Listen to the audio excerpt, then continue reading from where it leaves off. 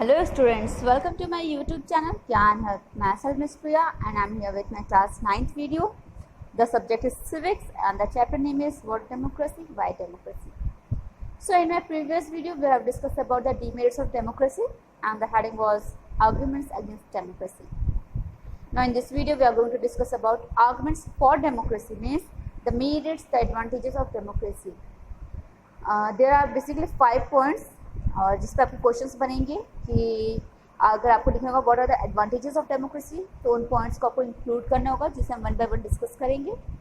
सो जो ये टॉपिक है आर्गुमेंट्स फॉर डेमोक्रेसी, ये स्टार्ट होता है एक फेमाइन वर्ड से. फेमाइन जो होती है, भूखमरी की जो कंडीशन आ जाती है किसी कंट्री को, उसे कहा जाता है.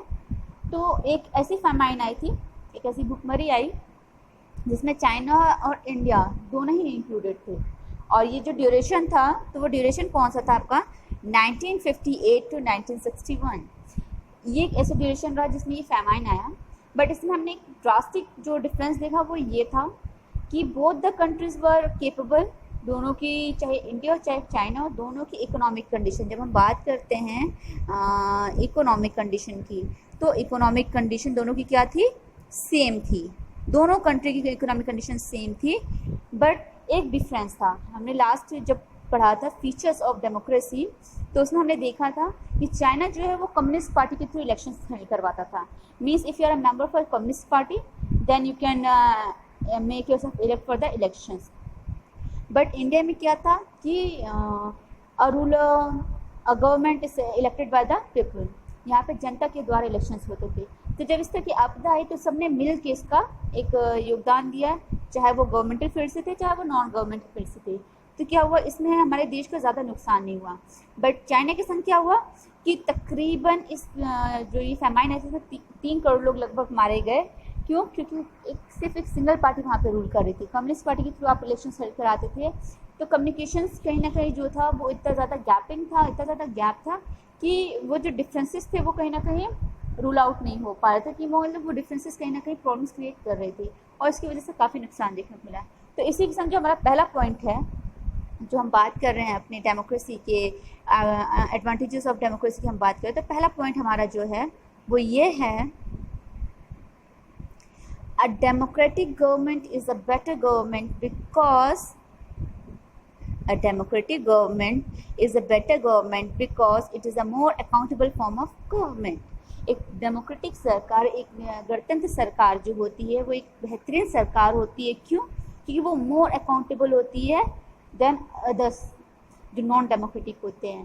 तो इसमें क्या था कि ये कहीं ना कहीं democracy is better than any other form of government in responding the needs of the people. क्योंकि कहीं ना कहीं जो डेमोक्रेटिक देश होता है, गणतंत्र देश होता है, वो जनता की ज़रूरतों के हिसाब से काम करता है, जनता के लिए काम करते हैं, रिस्पॉन्ड करते हैं. तो कहीं ना कहीं बेटर गवर्नमेंट होती है. चाहे आप डिक्टेटरशिप कह लीजिए, चाहे वो आप किंगशिप कह लीजिए, ये इतनी कारगर साबित नहीं होते जितना आपका एक डेमोक्रेटिक, एक गणतंत्र राज्य, एक देश होता है. So a non-democratic government may and can respond to the people needs, but it is all depend on the wishes of the people who rule.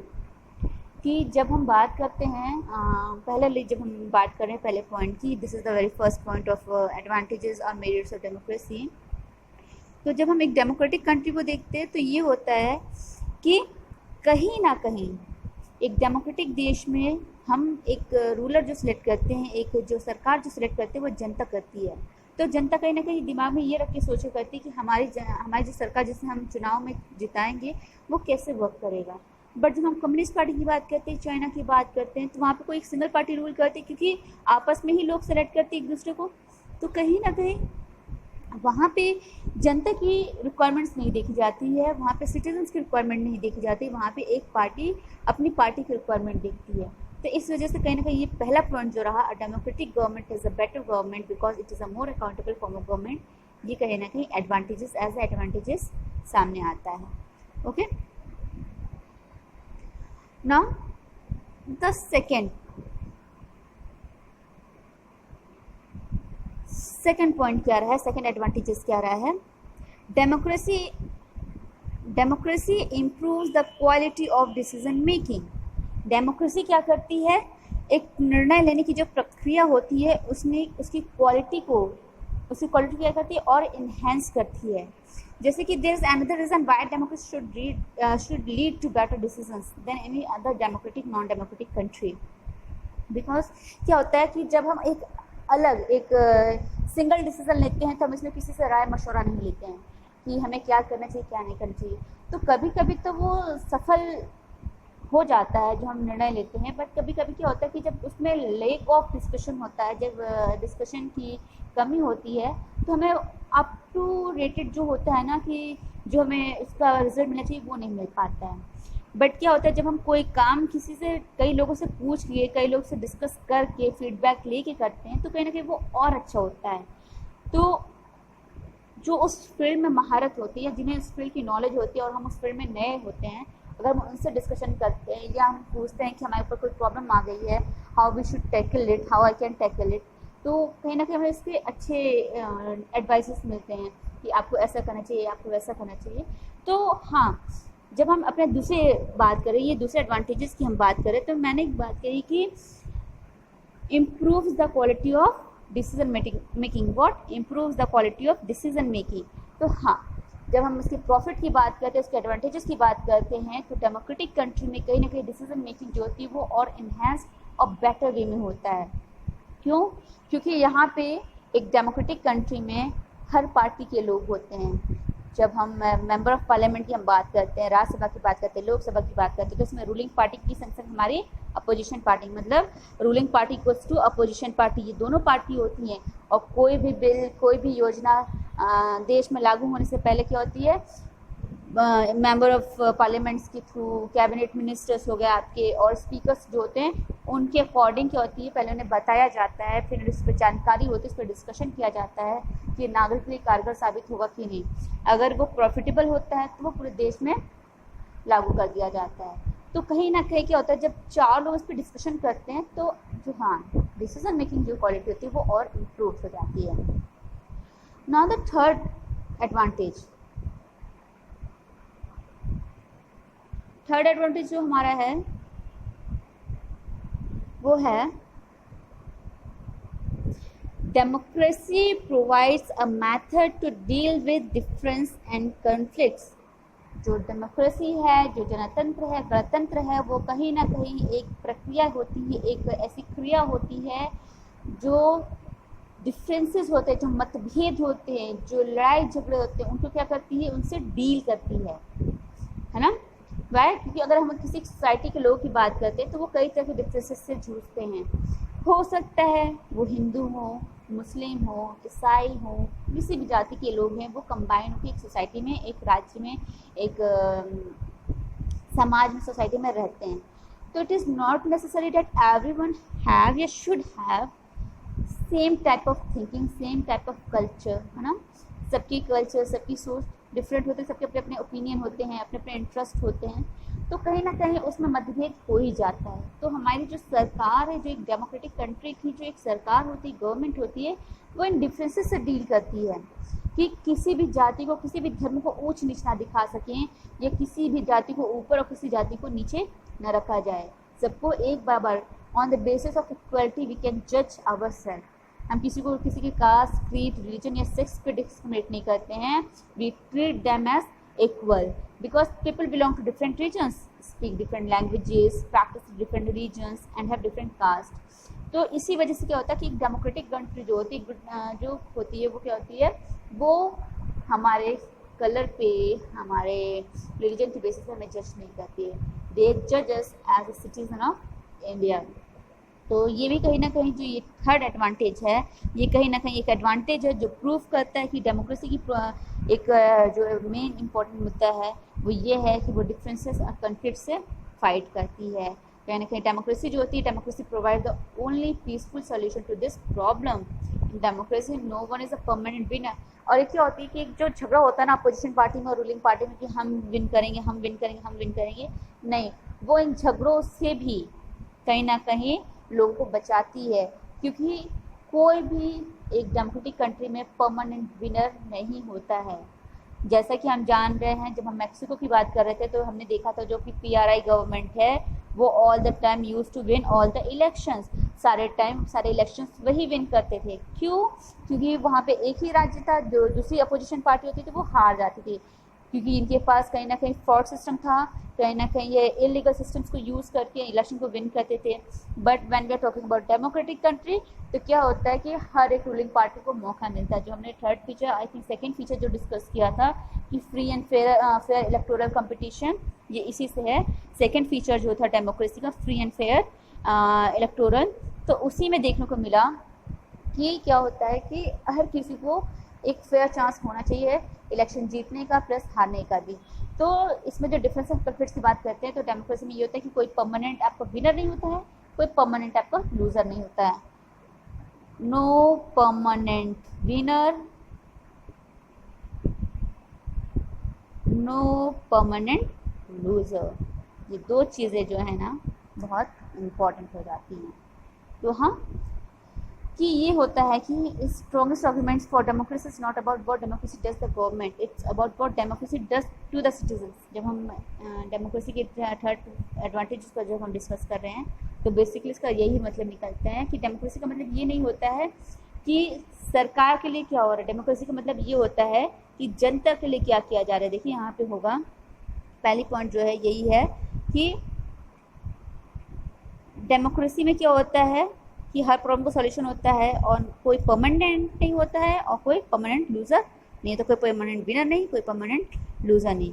और जो इसके बाद से जो लास्ट जो सबसे इम्पोर्टेंट पॉइंट मुझे लगा, कहीं ना कहीं आपको भी लगेगा, वो यही है। स्ट्रॉन्गेस्ट आर्ग्यूमेंट जो रहा है फॉर डेमोक्रेसी वो ये रहा है कि democracy is not about what democracy does to the government, it's about what democracy does to the citizens. की गणतंत्र जनातंत्र जनता के लिए क्या कर रही है, ना कि सरकार के लिए क्या कर रही है। तो ये हमारा थर्ड फीचर था। Now moving to our next feature, the fourth one, democracy enhances the dignity of citizen. This is the fourth advantages of democracy. क्या कह रहा है कि डेमोक्रेसी जो होती है, गणतंत्र जो होती है, वो कहीं ना कहीं एक इंसान की डिग्निटी को, एक नागरिक की डिग्निटी को क्या करती है, बढ़ाती है। सो ये कहीं ना कहीं क्या होता है, ये पॉलिटिकल इक्वालिटी पे बेस्ड होता है। ये जो पॉइंट है ना, ये पॉलिटिकल इक्वालिटी पे बेस्ड है। जो हम बात कर रहे हैं डेमोक्रेसी की, वो डिग्निटी का मतलब कहते हैं किसी की भी भावनाओं को हर्ट नहीं करती है।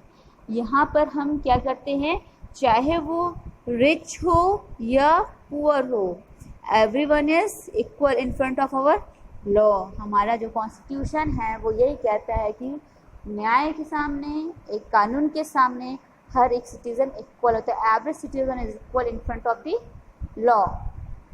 तो यहाँ पे चाहे अमीर हो चाहे गरीब हो, चाहे वो कम पढ़ा लिखा हो या ज़्यादा पढ़ा लिखा हो, किसी का स्टेटस हाई हो किसी का लो हो, ये कहीं पे भी ये प्रूफ नहीं करता है कि you can't elect the elections, या आप एक डेमोक्रेटिक कंट्री में नहीं, आपको आपकी काबिलियत की बेसिस पे जज किया जाएगा। हाँ, but when we are talking about law, तो काबिलियत नहीं देखी जाएगी। अगर किसी ने जुल्म किया है तो उन्हें पनिशमेंट मिलेगी, अगर किसी ने कोई गलत काम नहीं किया है तो उन्हें एज इट इज़ फ्री छोड़ दिया जाएगा। तो फोर्थ पॉइंट हमारा यही रहा कि democracy enhances the dignity of citizens, वो किसी की भी स्टेटस को हर्ट नहीं करती है। Not the next point, next and the last point क्या है,